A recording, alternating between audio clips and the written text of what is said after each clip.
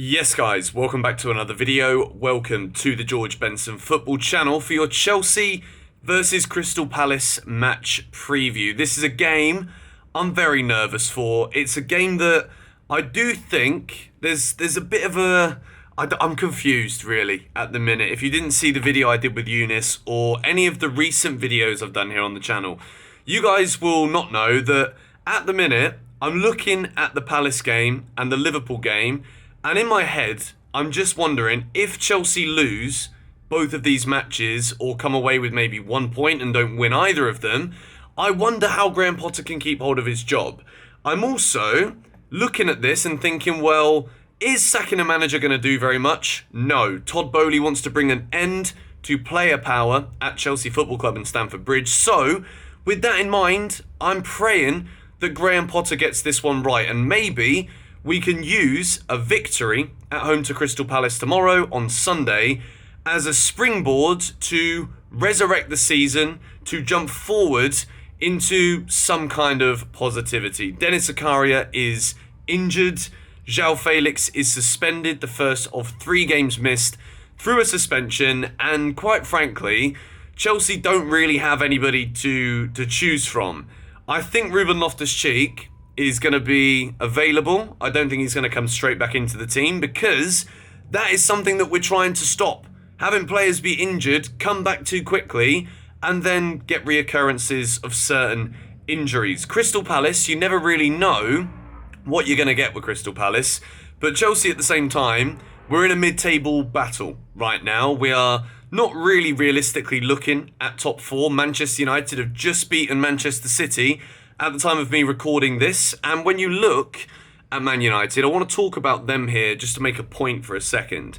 When they're 1-0 down, what Man United do, or did today, that Chelsea just don't seem to do, is when they go 1-0 down, they dig their heels in. Even if they are not having the majority of the possession, which Chelsea still tend to have, they're digging their heels in defence, giving absolutely everything, and when they counter, they are lethal. And right now, that is exactly what Chelsea are missing.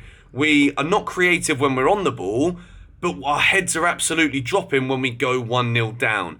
Yes, we got an equaliser in the game against Fulham, and I do think we probably would have gone on to get at least the draw from the game if João Felix would not have been sent off. However, football is not about if, buts or maybes. It is about, do you score more than your opposition? And if the answer to that is no, you lose football matches. And if you keep losing football matches, well, you end up in the precarious state that Chelsea Football Club are in right now. So, despite not really having that many names to choose from, I've gone with a bit of a crazy lineup here today. I've gone with a 4-2-3-1 formation. I do think there are certain players that, no matter who's fit or not fit, need to be dropped to prove some kind of point here from the manager today. And I think when we look at Chelsea's Premier League 2 side, the reserves basically, they've won their last 3 games. They're doing very well at the moment in the Premier League 2. And I just look at some of the players that we've brought in, and I'm looking at, for example, Davide Fofana. There have been questions from Graham Potter, questions from everybody really. Is this guy just going to be loaned out? And I've said it before, I think it would be absolutely crazy, even if the guy is not really ready for Premier League football. He's a striker. He's an out-and-out striker. He's a big bloke. And I think it would be stupid for Graham Potter, having looked at the feebleness of the attack and the players who are incredibly out of form. Kai Havertz is the man I'm talking about here. How can you sign somebody, €12 million, and then not play them as a striker? We're going to go through my lineup. You're going to see if I've given Fofana a start in this game. As I said, 4-2-3-1, beginning with the back line. I've gone with Kepa as the goalkeeper. Edouard Mendy's got a broken bloody finger. He's part of the long list of injuries that we've got at the club. I have brought Marc Cucurella back in at left back. I've got Badiashile with his first Premier League start alongside Thiago Silva and Cesar Azpilicueta, even though I said Azpilicueta can't be anywhere near a Chelsea starting 11 again. I was going to put Trevor Chalobah at right back, but I think he had even more of a mare than Azpi did in that last game. So I've put Azpi at right back. I'm not convinced by this back line whatsoever. I'm not convinced by Cucurella. I'm not convinced by Azpilicueta. But Thiago Silva wasn't his best game against Fulham, but again, he was one of the better ones of a very bad bunch. Badiashile is a left-footed centre-half. And I think the fact that at least he can speak French with Thiago Silva has got to be a positive. And at the moment, when Chelsea are cursed, jinxed, whatever you want to say, with a plethora of injuries in the first team squad, Badiashili's come in for big money. Koulibaly is underperforming to an outrageous level compared to what we expected him to be, anticipated him to be, and that what we need him to be at this level. Crystal Palace are no joke. They've got quick, pacey players. They've come to the bridge before and got results. And I think under Vieira, they can be very difficult to beat, but they can also be very dangerous coming forward. Badiashile, I really hope he gets a chance. I think Koulibaly deserves to be dropped. Thiago Silva is undroppable.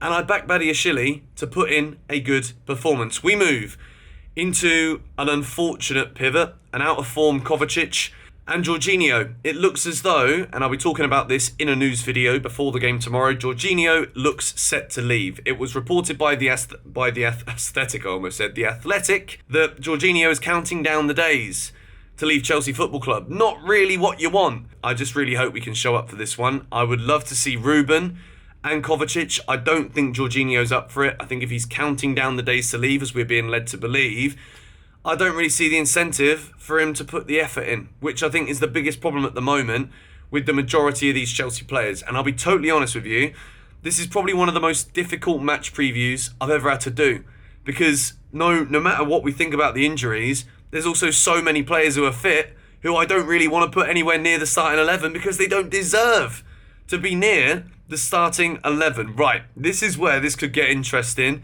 And some of you might be looking at me thinking, are you okay? We have gone with 3 behind the striker. And I've gone with Lewis Hall playing on the left wing. Chukwuemeka in the middle. Hakim Ziyech on the right-hand side. I think Mason Mount needs to be dropped. He's not playing well enough. And I think he's probably one of the more unfortunate players under Graham Potter, where as much as Potter's got injury issues, I think he's also got an issue with the chopping and changing of formation and figuring out where to play and how to get the best out of Mason Mount. So I've dropped him for this one. Lewis Hall is a midfielder. He's been covering at left wing back or left back. So why can't he play on the left wing? It's a bit like if Marcus Alonso was still there, I'd be putting him up front for this game. I genuinely would be, because at least he can shoot. At least he knows how to score. Lewis Hall going forward is a better player than Lewis Hall defending. So for that reason, I'm going for the jugular here, and I'm sticking him on the left. I think Ziyech deserves an opportunity. A lot of people have also written him off. I think Ziyech will be a player who will probably be moved on in the summer. But because we can't get rid of Pulisic now because of an injury, can't get rid of Ziyech now, if you didn't see the earlier video today, Chelsea News, I was talking about the exodus, the clear out that Todd Boehly has sanctioned for Chelsea this summer to get rid of the dead wood. Ziyech, I think, will come good between now and the end of the season. He's one of those players where that World Cup form, I'm holding on to a bit of hope for him. Chukwuemeka, I think, is an excellent footballer. I think Kane Chukwuemeka, Chelsea should be looking at what we've got between now and the end of the season. And this is what I want to see from a Graham Potter team selection. If you know there are players you want to leave and you're going to put your foot down, Graham Potter needs to show authority in this Chelsea team right now. If you're not playing good enough, injuries or not, youngsters will play ahead of you. If you don't want to be at Chelsea next season, best believe youngsters like Kane Chukwuemeka deserve and absolutely imperatively must be starting games of football like a match at home to Crystal Palace. Chukwuemeka wants this. And I think if you play him a bit more advanced, then I think we can get the best out of him. So Chukwuemeka is the man in the number 10 behind David Fofana. Kai Havertz cannot be in the starting 11 tomorrow. He's not been good enough. A lot of people said I was harsh. A lot of people said he worked very hard. The man can't score. The man doesn't shoot. The man doesn't get in the right positions. And he might work hard, but it's not hard enough for me. Davide Fofana's come in, and I think he absolutely deserves to get given an opportunity. It's Stamford Bridge. We are on the precipice of probably one of the worst toxic fallouts of Chelsea fans that we could possibly go for. So if you keep on playing, Graham, the same players that are disjointing the fan base, that people are frustrated with because they're simply not delivering, and you leave players like Chukwuemeka, David Fofana, Badiashile, new signings, you leave these guys on the bench when the rest of the dross that we've seen keep repeating the same process and keep on failing, then you are asking for some serious trouble. So, that is my Chelsea starting 11. My score prediction, I'm going to go out on a limb and say that I think we will get a win here. I'm going to go with 3-2 Chelsea. How we're going to score 3 goals, I don't know. I think Palace will get a couple, and I think Chelsea have got absolutely nothing to lose here, but to go all out and try and impress, to go all out and try and get the win. We desperately, desperately need it. It is absolutely essential we win this game, not just for Potter, but for keeping the fan base somewhat savvy and at bay from an outcry, an outrage, and an outpouring of negative emotion.